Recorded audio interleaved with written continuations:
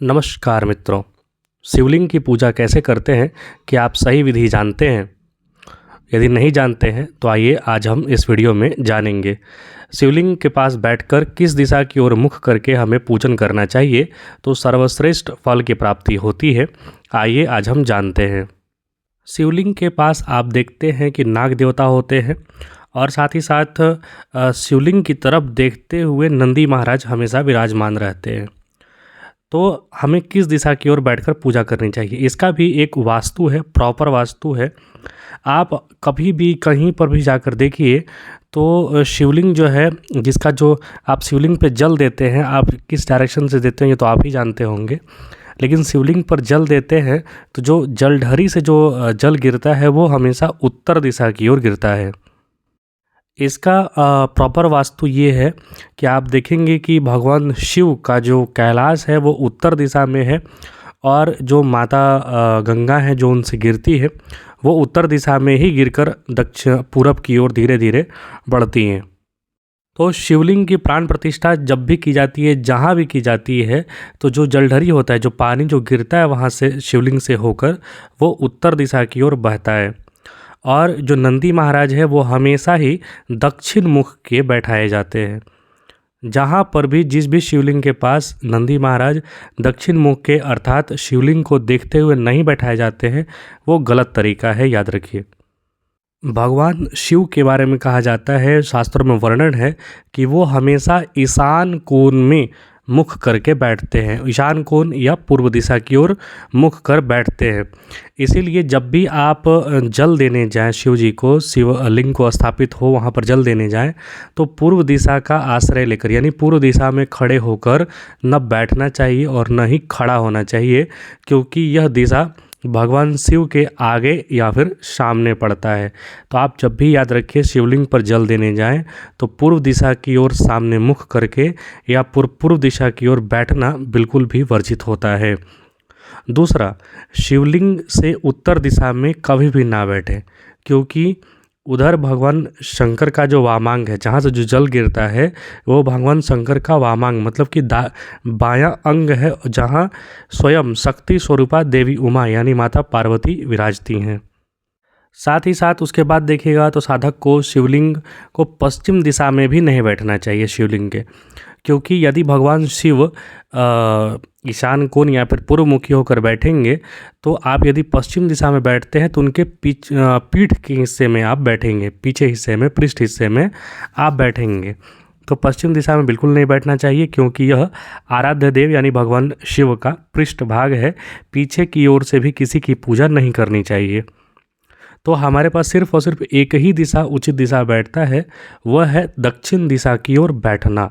मतलब आपका मुख जो हो उत्तर दिशा की ओर हो, और उत्तर दिशा की ओर तभी होगा जब आप दक्षिण दिशा में, शिवलिंग के दक्षिण दिशा में बैठेंगे या फिर खड़े होंगे। और बैठना और खड़ा होने का भी एक विधान है। विधान ये है कि कुछ शिवलिंग जो होता है वो ज़मीन से स्पर्श किया हुआ रहता है। जो लिंग होता है बड़ा सा, जो शिवलिंग जिसे एनर्जी का सोर्स माना जाता है, वो यदि ज़मीन से जुड़ा हुआ है, अर्थात नीचे का पेडेस्टल नहीं है, ब्रह्मा विष्णु महेश वाला जो पेडेस्टल होता है वो नहीं है, सीधे सीधे शिवलिंग स्थापित किया हुआ है, तो फिर बैठ के पूजा करनी चाहिए, चाहे शिवलिंग कितना भी बड़ा हो या छोटा हो।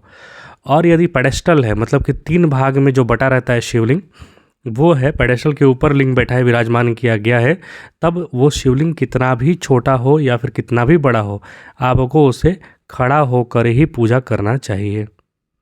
सामने जो आपको फ़ोटो दिख रहा है उसमें जिस तरीके से पूजा किया जा रहा है, जिस दिशा में बैठकर लोग पूजा कर रहे हैं खड़े होकर, उस दिशा की ओर आपको वैसे ही मुख करके पूजा करनी चाहिए। अर्थात जिधर जल गिर रहा है, जलोदरी हो रहा है, उस साइड वामांग है, उस साइड माता पार्वती का वास होता है, वहाँ पर आपको कदापि उस दिशा में नहीं बैठना चाहिए। पूर्व दिशा की ओर भी नहीं बैठना चाहिए, पश्चिम दिशा की ओर भी नहीं बैठना चाहिए। आपको हमेशा सदैव दक्षिण दिशा की ओर बैठना चाहिए, जिससे आपका मुख जो है वो उत्तर दिशा की ओर रहे। तो आप ऐसे यदि बैठेंगे तो नंदी महाराज आपको हमेशा देखते रहेंगे, याद रखिए, पूजा के दरमियान। आइए अब हम चर्चा करते हैं कुछ कि शिवलिंग पर क्या चढ़ाना चाहिए और क्या नहीं चढ़ाना चाहिए। तो क्या नहीं चढ़ाना चाहिए में सबसे पहले आता है सिंदूर। सिंदूर शिवलिंग पर नहीं चढ़ाना चाहिए, बल्कि जलोदरी जहाँ गिरता है, जहाँ माता पार्वती का वास होता है, वहाँ पर स्त्रियाँ सिंदूर लगाती हैं। लेकिन पुरुषों को शिवलिंग पर सिंदूर बिल्कुल भी नहीं चढ़ाना चाहिए। और महिलाओं को भी शिवलिंग जो होता है ना, उस पर नहीं चढ़ाना चाहिए, बल्कि जहाँ माता पार्वती का वास होता है वहाँ पर सिंदूर चढ़ा सकते हैं। हरिद्रा यानी कि चंदन नहीं चढ़ाना चाहिए, माफ़ कीजिए, हल्दी नहीं चढ़ाना चाहिए। हरिद्रा मतलब हल्दी बिल्कुल भी नहीं चढ़ाना चाहिए, क्योंकि हल्दी गर्म तासीर का होता है और शिवलिंग पर जो भी चीज़ चढ़ाया जाता है वो ठंडे तासीर का चढ़ाया जाता है। हल्दी, दूध, दही, बेलपत्र, ये सब जितने होते हैं ये ठंडे तासीर के होते हैं। ठंडी तासीर की चीज़ें शिवलिंग पर चढ़ाई जाती हैं, गर्म तासीर की चीज़ें नहीं चढ़ाई जाती हैं। जो भांग होता है ना, वो भी ठंडी तासीर की ही होती है, वो भी चढ़ाया जाता है।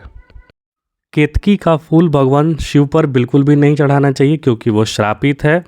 उसकी कहानी आप सभी जानते होंगे, नहीं जानते हैं तो गूगल कर लीजिए, क्योंकि बड़ा स्टोरी है। और भगवान शिव पर यदि आप मूंग चढ़ाते हैं तो वो सर्व कामना प्रद होता है, मतलब सारी कामनाओं को देने वाला होता है, पूर्ति करने वाला होता है मूंग। साथ ही साथ कुछ कल्याणकारी चीज़ों के लिए, कुछ अच्छी जीवन में उत्थान के लिए आप चने की दाल चढ़ा सकते हैं। आप यदि शनि जनित या फिर शनि की जो पीड़ा होती है उससे परेशान हैं तो शमी वृक्ष का पत्ता चढ़ाइए, वो लक्ष्मीप्रद भी होता है। और साथ ही साथ जो काली मूंग होता है, काला मूंग, वो दाल चढ़ाइएगा, तो उससे शनि से जनित जो भी बीमारियां होती हैं या फिर जो भी कष्ट होते हैं उससे आपको थोड़ी राहत मिलेगी। लेकिन पूर्ण रूपेण राहत आप यदि अपना कर्म सुधारेंगे, धर्म सुधारेंगे, तभी हो सकता है, अन्यथा आपके जो प्रारब्ध में है वो आपको भोगना ही पड़ेगा। ये वीडियो मुख्यतः मैंने इसलिए बनाया था कि किस दिशा में बैठकर शिवलिंग की पूजा अर्चना करनी चाहिए, हमें जलाभिषेक करना चाहिए, प्रॉपर दिशा हमें ज्ञान होना चाहिए। मिलेंगे सभी ग्रहों के बारे में जानने के लिए। अगला वीडियो जो बनाएंगे हम उसमें जानेंगे कि यदि आपके सूर्य खराब हैं या फिर मंगल खराब हैं या फिर बुध खराब है, मतलब कोई भी ग्रह खराब है, तो हम डायरेक्टली कैसे जानेंगे कि वो ग्रह खराब है। उसके बारे में हम एक एक ग्रह के बारे में चर्चा करेंगे। तो आप जुड़े रहिए, देखने के लिए बहुत बहुत धन्यवाद। जय हिंद, जय श्री राम, हर हर महादेव।